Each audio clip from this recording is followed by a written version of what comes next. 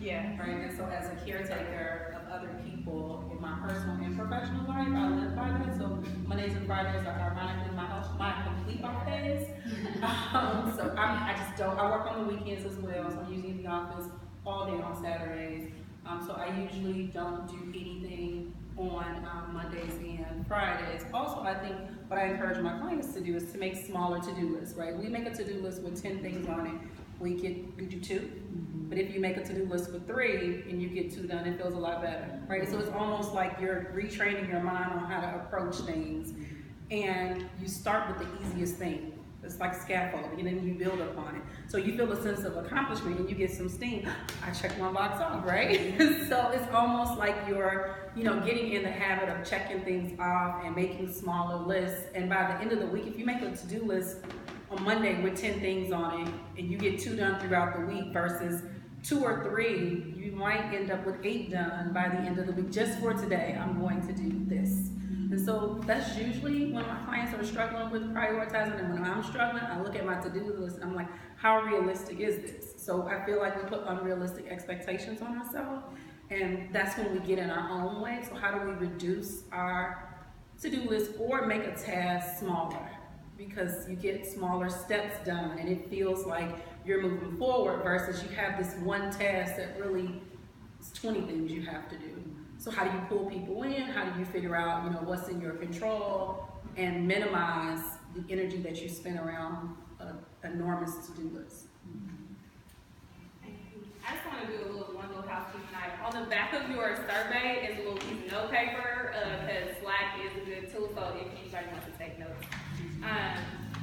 But yeah, another thing, I know I'm going to hop topics around, but anybody can respond to this also is some of us kind of talked about, whether on the sheets or actually out loud, like some personal challenges we faced or even personal trauma that we faced or mental health issues that we faced. I know myself had bouts of depression that have took me out of school.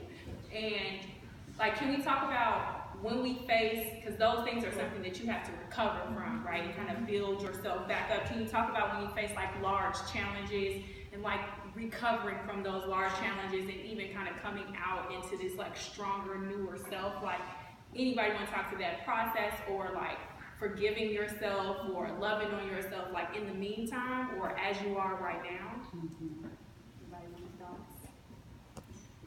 I think from a mental health perspective, my professional self says it takes time, and my personal self believes in the same thing. I feel like we're often too hard on ourselves and expect things to go away overnight, and they really don't. So how do you take your time to heal and allow yourself to be in spaces where you're transparent about what you've been through and what those struggles are? So for those that shared a piece of their story, I always almost tear up because I'm I feel so proud of her, to be able to say, this is what I'm going through, or this is what I struggle with, because you never know what the person sitting next to you or in the room with you has gone through. So I think that we are, again, those expectations that we set around, I should be better, or I should be able to do this, or I should have graduated, or, I should be able to get 20 things done in a day, but we all are human. So recognizing that our best is going to be different, if we're,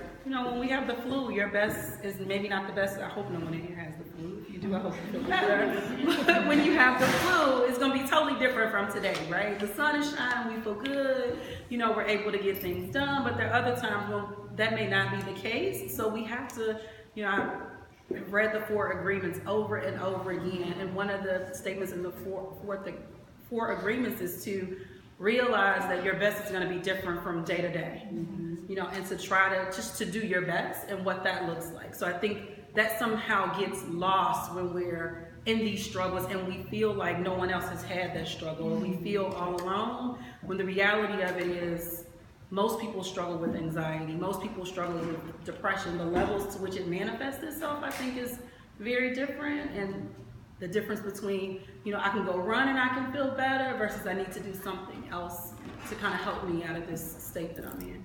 I actually want to talk, touch on that topic.